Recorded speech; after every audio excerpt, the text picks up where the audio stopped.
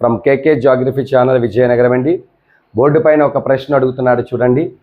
Sir, ozone పొర ఏ ఆవరణంలో ఉంటుందని అన్నాడు. సో ఓజోన్ లేయర్ అనేది వాతావరణంలో ఏ పొరలో ఉంది?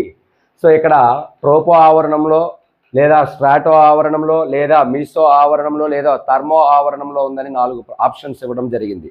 సో ఇక్కడ బోర్డు పైన చూడండి, ట్రోపో ఆవరణం, స్ట్రాటో, మీసో, థర్మో ఆవరణంలో ఓజోన్ అనేటువంటి లేయర్ లేదా ఓజోన్ అనేటువంటి పొర ఏ ఆవరణంలో ఉంటుందని అంటే స్ట్రాటోస్పియర్ లేదా స్ట్రాటో ఆవరణంలో ఉంటుందండి. సో ఈ ఓజోన్ అనేటువంటి పొర ఈ ఆవరణంలో ఉంటుంది కాబట్టి దీన్ని ఓజోన్ పొర అని కూడా పిలుస్తారు. ఓజోన్ పరిరక్షణ దినోత్సవం సెప్టెంబర్ 16వ తేదీ నిర్వహించడం జరుగుతుంది. ఇది అతినీల లోహిత కిరణాలు లేదా యూవీ రేస్ నుంచి మనల్ని రక్షించడం అనేది జరుగుతుంది. ఓజోన్ పొర క్షీణించడానికి గల కారణం ఏంటని అడిగితే సిఎఫ్సి, క్లోరోఫ్లోరో కార్బన్స్ అనేది అని గుర్తుపెట్టుకోండి. సో సరైన సమాధానం ఏంటని అడిగితే ఇక్కడ సెకండ్ ఆప్షన్ గా మనం తీసుకోవాలి.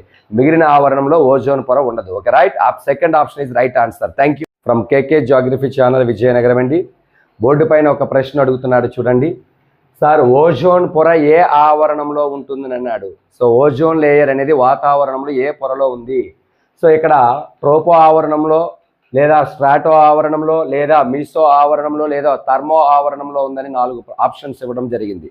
సో ఇక్కడ బోర్డు పైన చూడండి, ట్రోపో ఆవరణం, స్ట్రాటో, మీసో, థర్మో ఆవరణంలో ఓజోన్ అనేటువంటి లేయర్ లేదా ఓజోన్ అనేటువంటి పొర ఏ ఆవరణంలో ఉంటుందని అంటే స్ట్రాటోస్పియర్ లేదా స్ట్రాటో ఆవరణంలో ఉంటుందండి.